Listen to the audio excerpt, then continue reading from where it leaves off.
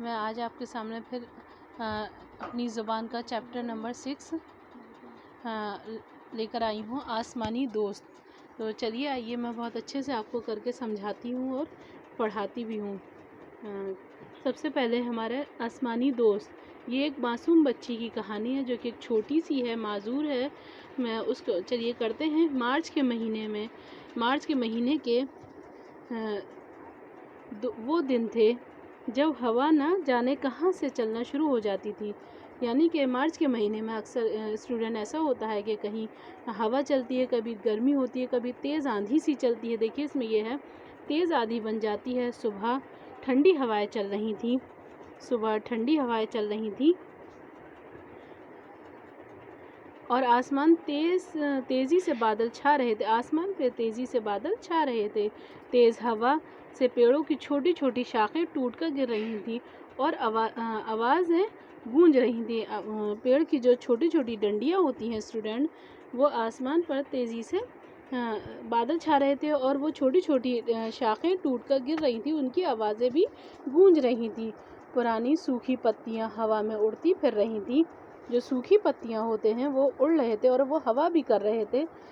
منی اپنی پہلی منزل کے فلیٹ کی بالکنی میں ویل چیئر پر پہیوں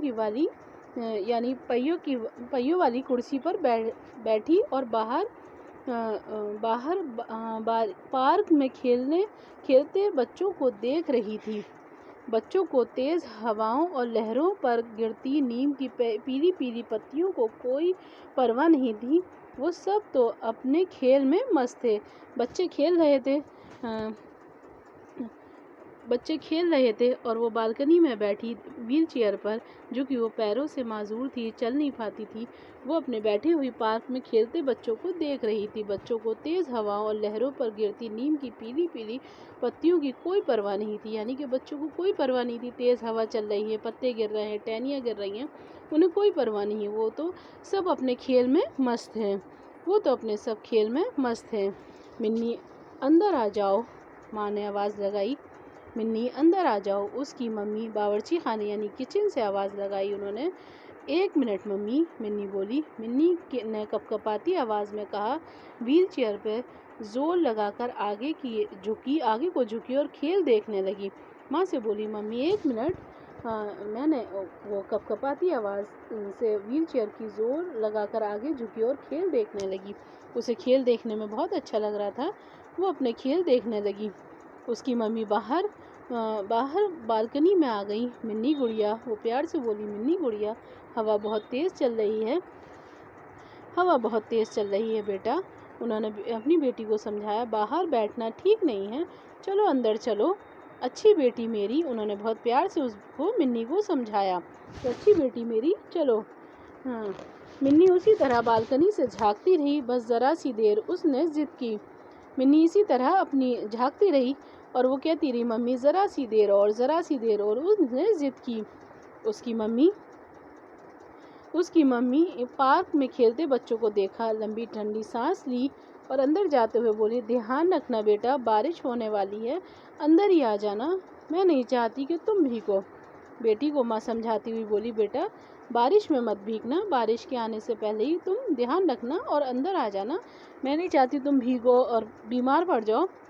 منی جو ہے وہ بہت چھوٹی سی تھی۔ منی 12 سال کی تھی، معذور تھی۔ معذور یعنی کہ اسٹوڈنٹ پیروں سے نہیں چلنے والے بچوں کو کہتے ہیں، ہاتھ پیروں سے جو معذور ہیں انہیں کہا جاتا ہے۔ وہ اپنی قمیص کے بٹن نہیں لگا سکتی تھی، مگر وہ گھسٹ کر چل سکتی تھی، اور وہ بٹن تک نہیں لگا سکتی تھی لیکن گھسٹ کر چل سکتی تھی۔ اس نے دانت صاف کرنا اور چمچے کی مدد سے کھانا سیکھ لیا، یعنی کہ اسپون کی مدد سے جو ہے اس نے کھانا سیکھ لیا تھا، وہ کھانے لگی تھی۔ وہ اپنی ویل چیئر بھی خود چلا لیتی تھی۔ وہ ایک خاص طرح کے اسکول میں جاتی تھی جہاں اسے کچھ خاص قسم کی کثرت بولنے کے سب مشق کرائی جاتی تھی، یعنی کہ پریکٹس کرائی جاتی تھی، اور ساتھ ہی ساتھ اسے سب وہ مضمون پڑھائے جاتے ہیں جو سارے اسکول میں ہوتے ہیں۔ مگر منی کا افسوس کہ کوئی دوست نہیں تھا، اس کا کوئی دوست نہیں تھا۔ وہ خاص اسکول میں تو جاتی تھی لیکن اس کا کوئی دوست نہیں تھا۔ وہ ایسے اسکول میں جاتی تھی جہاں ورزش ہوتی تھی، ایکسرسائز ہوتی تاکہ اس کی باڈی جو ہے وہ جسم جو ہے اس کا ورزش کر سکے، چل پھر سکے، کچھ تو موومنٹ کچھ دنوں بعد ہوتے رہیں۔ اسے اس گھر میں آئے ہوئے 6 مہینے ہو گئے تھے، یعنی کہ اس کو اس فلیٹ میں آئے ہوئے ابھی 6 مہینے ہی ہوئے تھے، مگر اب تک اس کا کوئی ایسا نہیں تھا جو منی کے ساتھ کھیلے، مگر ابھی تک اس کا ایسا کوئی نہیں تھا جو منی کے ساتھ کھیلے۔ پڑوس کے سارے بچے اپنے اپنے کھیلوں اور اسکولوں میں مصروف رہتے تھے۔ پڑوس کے جتنے بچے تھے وہ ایک ساتھ اسکول جاتے تھے اور اسکول سے آ کر اپنے آپ کھیلتے رہتے تھے، مصروف رہتے تھے۔ انہوں نے منی سے دوستی نہیں کی تھی۔ وقت گزرنے کے لیے منی کا سب سے اچھا مشغلہ بچوں کو کھیلتے ہوئے دیکھنا تھا۔ اب جو ہے منی کو ان بچوں کا پارک میں کھیلنے کا مشغلہ وہی دیکھنا رہ گیا تھا، وہی وہ بیچاری دیکھتی رہا کرتی تھی۔ بارش کی بڑی بڑی بوندیں گرنے لگی تھیں اب، مگر بچے اپنے کھیل میں لگے ہوئے تھے۔ اب بارش جو تھی وہ بڑھنے لگی، تیز ہونے لگی، موٹی موٹی بوندیں گرنے لگی، مگر بچے اپنے کھیل میں مست تھے۔ بڑی سی لال گیند اوپر نیچے اچھلتی رہی۔ اچانک بچوں کے بیچ ایک گیند آ گئی، ایک کتھئی رنگ کی گیند۔ لڑکیوں نے چیخ ماری۔ اب نہ جانے بچوں کے بیچ کھیلتے کھیلتے ایک دم سے گیند بیچ میں آ گری تو ایک دم لڑکیاں جو تھیں، بچیاں جو تھیں، وہ چیخیں مارنے لگی اور لڑکے گلا پھاڑ پھاڑ کر چلانے، وہ بہت زور زور سے چلانے لگے، یہ کیا ہو گیا، یہ کیا ہے، یہ کون سی گیند ہے، وہ جیسے چلانے لگے۔ اچانک بچوں کے بیچ چلانے لگے ایک لڑکا گیند کو چھونے کے لیے جھکا، تبھی اچانک اس نے پر جو تھے اس کے پھڑ پڑائے اور اڑ گئی۔ اس سے پہلے کہ منی کی سمجھ میں کچھ آتا کیا ہوا نئی گیند اڑتی ہوئی اس کی بالکنی تک آ پہنچی۔ اس سے پہلے کہ منی کچھ سمجھ پاتی، وہ دیکھ رہی تھی نیچے سے جھکی ہوئی، لیکن وہ اسی کی بالکنی میں آ گئی اور اس کی گود میں اتر گئی۔ اب دیکھیے اس کی گود میں وہ آ گئی۔ مارے حیرت کے ایک پل تو منی کی سمجھ میں کچھ نہیں آیا۔ جب ذرا سی سمجھی تو دیکھا کہ اس کی گود میں جو چیز ہے وہ گیند نہیں، ایک چڑیا ہے جو ڈر کے مارے سکڑی سمٹی، یعنی کہ ایک بجھی ہوئی، ایک دم سہمی ہوئی سی اس کی گود میں بیٹھی ہے۔ بارش اب تیز ہو گئی تھی۔ اب بارش جو ہے وہ تیز ہو گئی تھی۔ تیز ہو گئی تھی۔ منی اس کی ممی چلاتی ہوئی باہر آئیں تاکہ اس کی کرسی دھکیل کر اسے اندر لے جا سکے۔ اب منی کی ممی ایک دم گھبرا گئیں اور انہوں نے دیکھا کہ بارش تیز ہو گئی، لاؤ میں اس کی ویل چیئر جو ہے وہ اندر کر لوں۔ یہ کیا ہے؟ وہ چڑیا کو دیکھ کر حیرت سے بولی، یہ کیا ہے منی؟ ممی یہ ایک بطخ ہے، آسمان سے آئی ہے، منی نے دھیرے سے کہا۔ ممی یہ بطخ ہے، یقیناً وہ چڑیا بطخ ہی تھی۔ شیرویل ٹھنڈے شمالی حصے سے ہر سال ہندوستان آنے والے ایک مہمان، ایک شمالی حصے سے یعنی کہ آتے ہیں، ہر سال بطخیں آتی ہیں، وہی ایک مہمان ہے۔ شاید وہ اپنے غول کے ساتھ، یعنی کہ اپنے جو بطخیں تھیں سب بڑی بڑی، اپنے وطن واپس جا رہی تھیں، مگر تیز ہوا کی وجہ سے اپنا راستہ یہ بھول گئیں۔ اپنے ساتھیوں سے دوبارہ جا ملنے کی دیوانہ وار کوشش میں اس کے بازوؤں میں چوٹ لگ گئی ہے۔ اب جو ہے وہ بھیگ گئی بارش کی وجہ سے اور وہ اپنا راستہ بھول گئی، تیز ہوا کی وجہ سے، چھوٹی سی تو وہ تھی بطخ، تو وہ جو ہے اس کے چوٹ لگ گئی اس کے پروں میں۔ وہ خوبصورت جنگلی بطخ تھی جس کے جسم کا نچلا حصہ ملائم اور مخملی تھا، اس کی چونچ پھاوڑے کی طرح چوڑی سی تھی جو تھی۔ اب اس بطخ کے بارے میں بتایا گیا ہے کہ اس کا نچلا حصہ ملائم تھا اور مخملی سا تھا، جسے چھو تو ایک دم مخمل لگتا ہے۔ اس کی چونچ جو تھی وہ بڑی سی تھی، چوڑے سے منہ کی تھی، وہ چوڑی سی تھی۔ اس کے چمکیلے نیلے سفید بھورے تھے، اس کے پر جو تھے اس کے چمکیلے نیلے سفید بھورے سے تھے۔ اس وقت وہ بے حد تھکی ہوئی لگ رہی تھی۔ منی کی ممی نے اسے اٹھانے کی کوشش کی، لیکن اس نے اچانک ان کے ہاتھ میں ٹھونگ مار دی، یعنی کہ اس نے چونچ مار دی۔ ہائے وہ چلائیں اور اپنا منہ پیچھے کھینچ دیا۔ اب منی کی ممی بھی ڈر گئی اور انہوں نے اپنا منہ پیچھے کر دیا۔ وہ ایک دم تڑپی اور لڑھک کر کمرے کے ایک کونے میں سمٹ کر بیٹھ گئی۔ وہ ڈر گئی تھی، وہ چھوٹی سی تو تھی، بچی سی، تو وہ جو ہے کونے میں چلی گئی روم کے اور ایک کونے میں جا کے بیٹھ گئی۔ شام تک منی اس کی ممی بدبخت کو کچھ کھلانے کی کوشش کرتی رہی۔ انہوں نے اس کے سامنے روٹی کے ٹکڑے بھی پھیلائے، پھر سب کچھ رکھا، مگر اس نے کوئی چیز چھوئی تک نہیں۔ ممی اسے کچھ پکے چاول، منی کہتی ممی سے، ممی اسے کچھ پکے چاول کچل کر دودھ کے ساتھ دیجیے۔ منی نے مشورہ دیا۔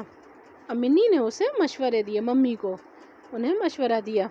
اس کی ممی نے ایک پیالے میں، پھر اس کی ممی نے وہی کیا۔ اس کی ممی نے اس کو پیالے میں پکے ہوئے چاول ڈال کر کچلے، اس میں دودھ شکر ملایا، چڑیا کی چونچ کھولی اور روشنائی بھرنے والے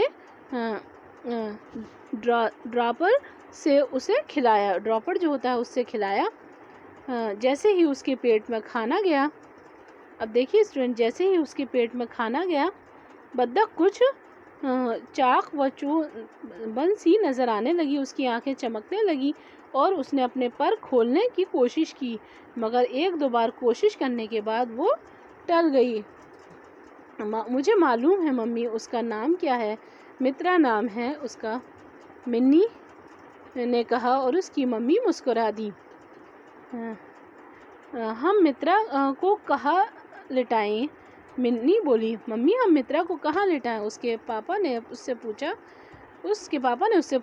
پاپا میں چاہتی ہوں میرے پاس رہے، شاید اسے رات میں میری ضرورت پڑے۔ منی نے کہا۔ آخر انہوں نے مترا کو ایک تنکوں کی ٹوکری میں بٹھا کر منی کے پلنگ کے پاس رکھ دیا۔ ان کے پاپا نے ویسے ہی کیا جو وہ کہہ رہی تھی کہ کیا پتا اسے میری ضرورت پڑ جائے۔ منی کی امیدوں کے پاس رکھ دیا۔ منی کی امیدوں کے خلاف مترا نے رات میں اسے بالکل نہیں جگایا۔ جب صبح سویرے اس کی آنکھ کھلی تو منی کو پہلا خیال یہی آیا کہ پلنگ کے پاس رکھی ٹوکری میں جھانک کر دیکھے، مگر ڈر گھبراہٹ سے اس کا خیال خراب ہو گیا جب اس نے دیکھا کہ ٹوکری خالی ہے۔ اب منی گھبرا گئی کہ وہ تو ٹوکری خالی ہے۔ مترا منی ایک کوہنی کے بل اٹھ کر چلائی۔ مترا منی ایک کوہنی کے بل ہو کر چلائی۔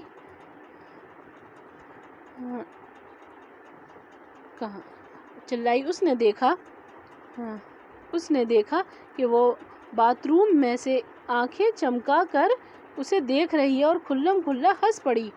وہ وہاں سے دیکھ رہی تھی کہ منی پریشان ہے، وہ مترا چلا رہی ہے۔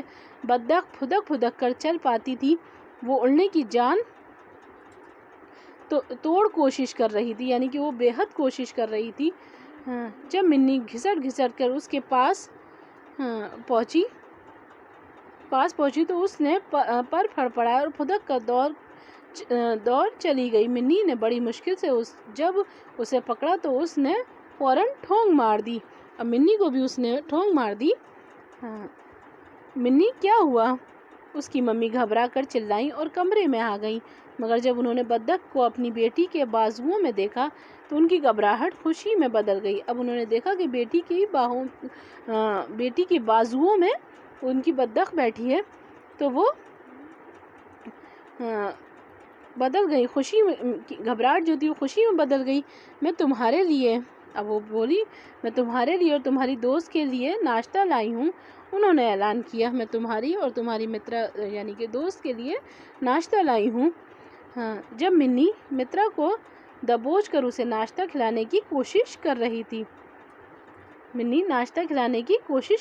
تھی تو دروازے میں گھنٹی یعنی کہ نوک ہوا۔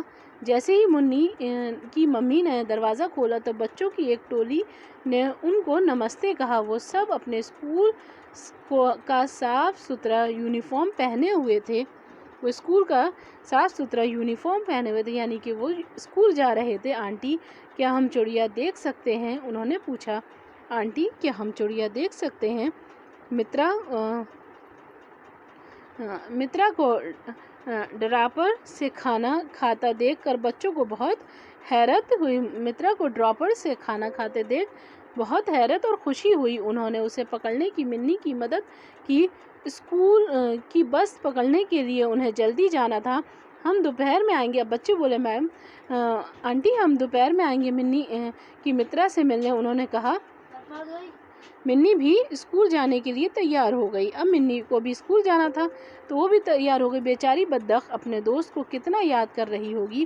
شام کو بچوں میں سے ایک لڑکے بنٹی نے بطخ کو دیکھتے ہوئے کہا کہ بیچاری بطخ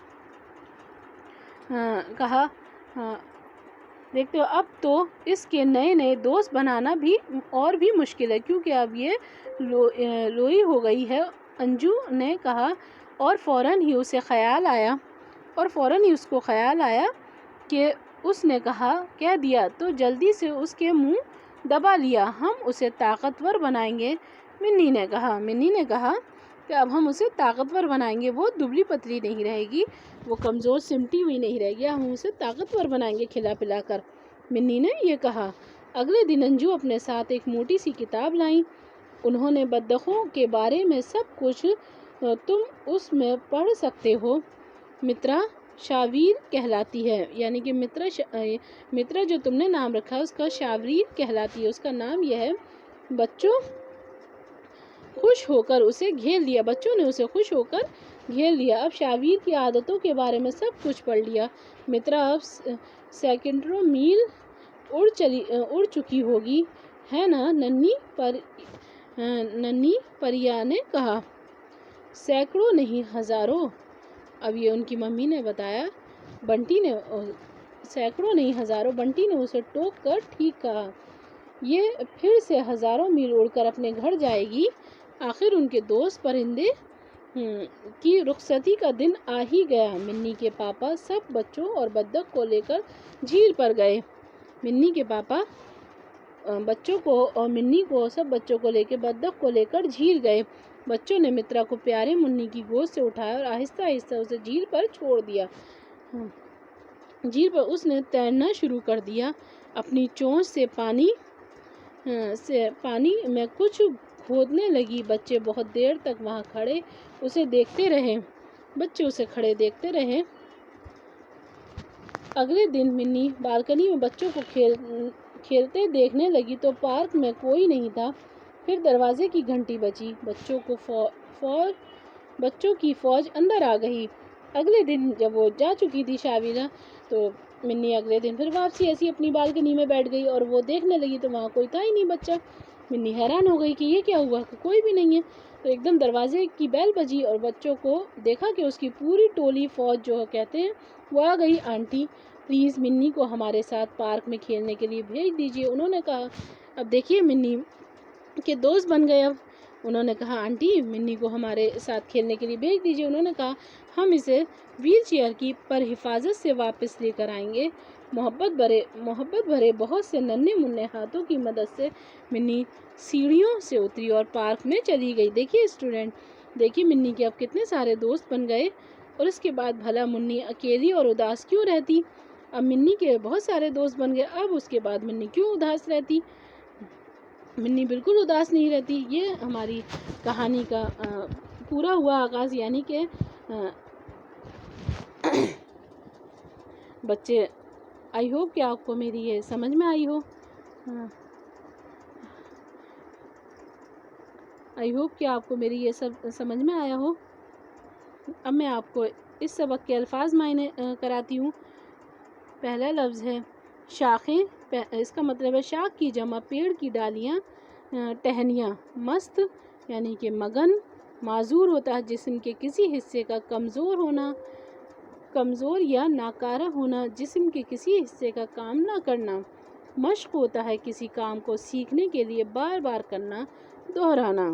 مشغلہ ہوتا ہے کام، مصروف ہوتا ہے کام میں لگا ہوا۔ حیرت ہوتا ہے تعجب، غور ہوتا ہے گروا، دیوانہ وار بے انتہا شوق کے ساتھ، مشورہ رائے صلاح، ٹھونٹ یعنی کہ چونچ، لوئی یعنی جس کا ہاتھ بیکار ہو گیا ہو، ضائع ہو گیا ہو، رخصتی روانہ ہونا، جدا ہونا، اداس، پریشان، سست، غمگین، چاق و چوں بند، پھرتیلا، چست، پھرتیلا، چست۔ آئی ہوپ کہ آپ کو میرے الفاظ معنی اور یہ جو ہے کہانی آپ کو سمجھ میں آ گئی ہوگی۔ بہت جلد میں آپ کو اس کے سوال جواب آئیے اسٹوڈنٹ چلتے ہیں ہم اس کے سوال جواب پر۔ سب سے پہلا سوال ہے گاندھی جی کہاں تشریف لے گئے تھے؟ تو جواب ہے گاندھی جی میرٹھ تشریف لے گئے تھے۔ دوسرا سوال ہے گاندھی جی نے اچکن کی طرف اشارہ کر کے کیا فرمایا؟ جواب ہے گاندھی جی نے اچکن کی طرف اشارہ کر کے فرمایا دیسی کیوں نہیں پہنتے؟ تیسرا سوال ہے گاندھی جی نے کہا کیوں لگایا؟ جواب ہے گاندھی جی جس نے منصب کی بات پر کہا لگایا ہے وہ 4 دیسی چیزیں دیسی آم، دیسی پان، دیسی آلو، دیسی شکر استعمال کرتا ہے، تو کیا 5 چیزیں دیسی اچکن بھی استعمال کرنا ضروری ہے؟ آئیے اسٹوڈنٹ چوتھا سوال ہے گاندھی جی مسوری میں کس جگہ ٹھہرے ہوئے تھے؟ جواب ہے گاندھی جی مسوری پہاڑ پر برلا ہاؤس میں ٹھہرے ہوئے تھے۔ پانچواں سوال ہے لداخی مزدور گرمی کے موسم میں مسوری کس لیے آتے تھے؟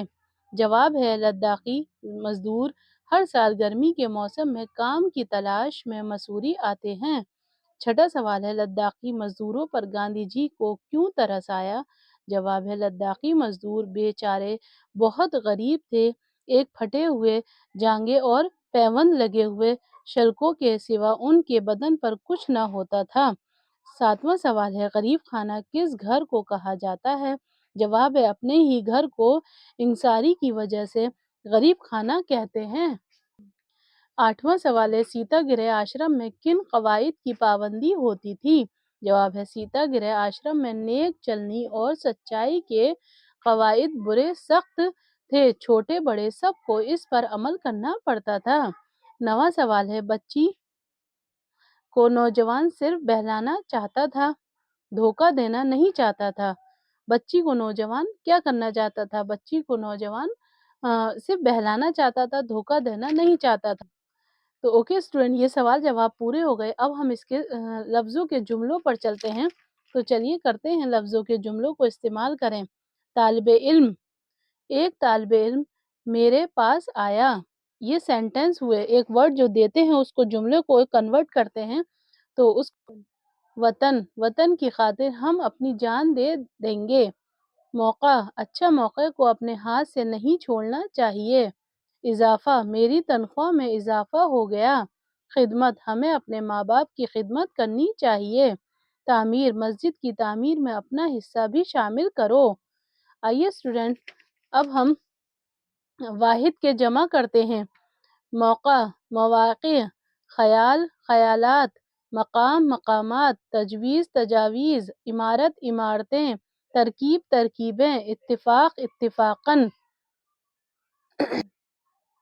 اوکے اسٹوڈنٹ اب ہمارا یہ گاندھی جی والا چیپٹر اسٹاپ پورا ہو گیا۔